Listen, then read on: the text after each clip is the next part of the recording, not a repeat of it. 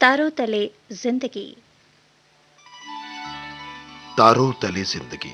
इस सीरीज में हम आपके लिए लेकर आए हैं हिंदी साहित्य जगत की कुछ चर्चित कहानियों और उपन्यासों पर केंद्रित रेडियो नाट्य वाचन।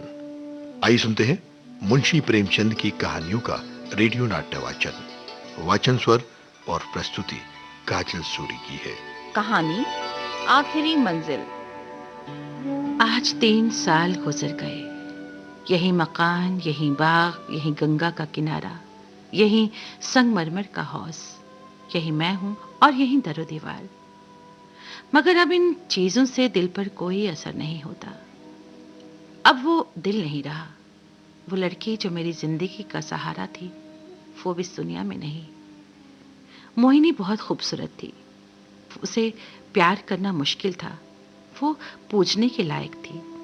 उसने कभी इशारे से भी अपने उस अथाह प्रेम को जाहिर नहीं किया जिसकी लहरों में वो खुद तिनके की तरह बही जाती थी। उसके प्यार की कोई सीमा न थी। उसके लिए प्रेम का लक्ष्य मिलन है, प्रेम वासना नहीं। मोहिनी का प्रेम वो प्रेम था जो मिलन में भी वियोग के मजे लेता है। वो कहती थी, मिलन प्रेम का आदि है, अंत नहीं। शाम का वक्त था। दिन और रात गले मिल रहे थे। ठंडी ठंडी हवा और मस्त घटाएं हृदय के किसी कोने में सोए हुए प्रेम के भाव को जगा रही थी।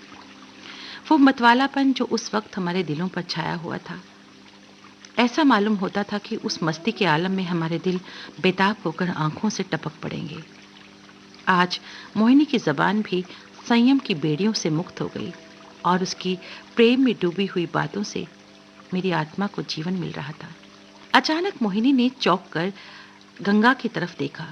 हमारे दिलों की तरह उस वक्त गंगा भी उमड़ी हुई थी।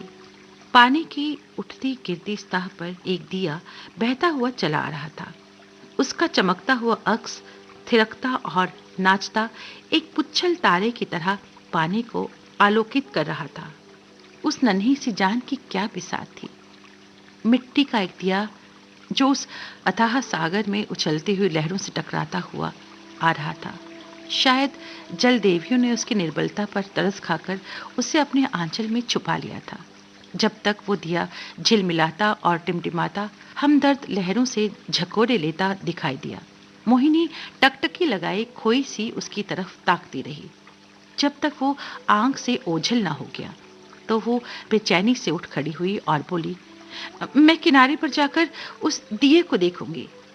जिस तरह हलवाई की मन भावन पुकार सुन बच्चा घर से निकल पड़ता है और चाह भरी आंखों से देखता हुआ अधीर आवाजों से पुकारता उस नेमत के थाल की तरफ दौड़ता है, उसी जोश के साथ मोहिनी नदी के किनारे चली।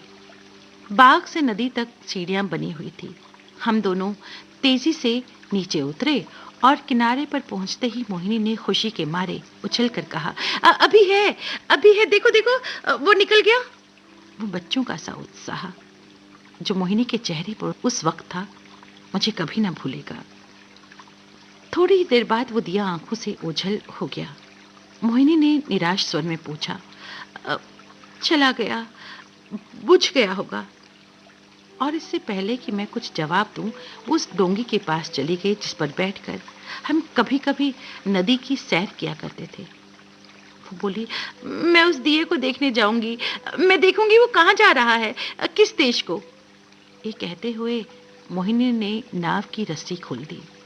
जिस तरह पेड़ों की डालियां तूफान के झोंकों से झकोले खाती हैं, उसी तरह ये डोंगी डावाडोल हो रही थी।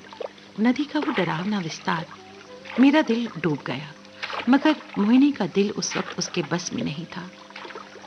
यकायक मोहिनी चौंक कर उठकर खड़ी हुई और बोली, अभी है, अभी है, देखो देखो वो जा रहा है। मैंने आंख उठाकर देखा। वो दिया ज्यों का त्यों हिलता मचलता चला जा रहा था। उस दिए को देखते हुए हम बहुत दूर निकल गए। मोहिनी ने ये गीत गाना शुरू किया, मैं साजन से मिलने चली, साजन बसत कौन सी नगरी, मैं बोरी ना जानू, मैं साजन से मिलने चली, मैं साजन से मिलने चली, मैं साजन से मिलने चली। कैसा तड़पा देने वाला गीत था और उसकी दर्द भरी रसीली आवाज। मोहिनी खामोश हुई तो चारों तरफ सन्नाटा छा गया। मैं इस गीत से इतना प्रभावित था कि जरा देर के लिए मुझे ख्याल ना रहा कि मैं कहाँ हूँ और कहाँ जा रहा हूँ। अचानक मोहिनी ने कहा, उस दिए को देखो। मैंने दिए की तरफ देखा। उसकी रोशनी मंद हो गई। आयु की पूंजी खत्म हो चली थी।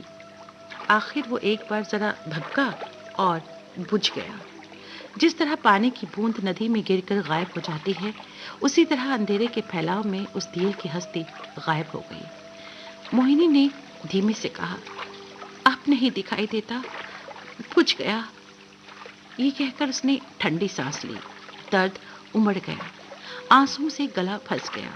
जबान से सिर्फ इतना निकला, क्या क्या यही उसकी आखिरी मंजिल थी? और उसकी आंखों से आंसू गिरने लगे।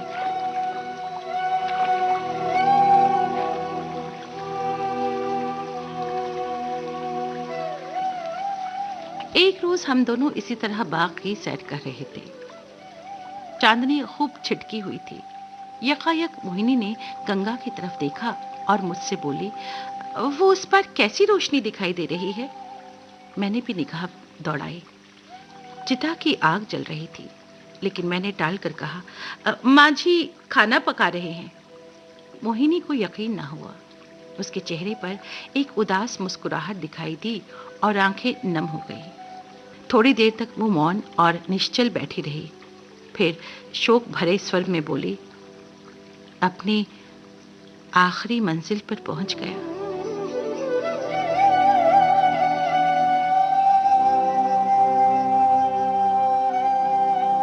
कहानी आखिरी मंजिल।